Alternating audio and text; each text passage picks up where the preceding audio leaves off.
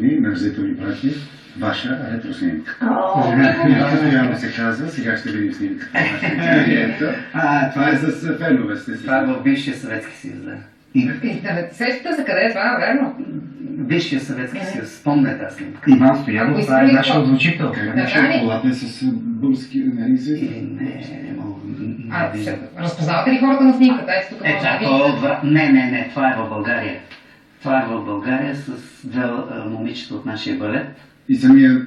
И озвучители Иван Стоянов. Точно така, в България. Той е озвучител. Той е брат са, да.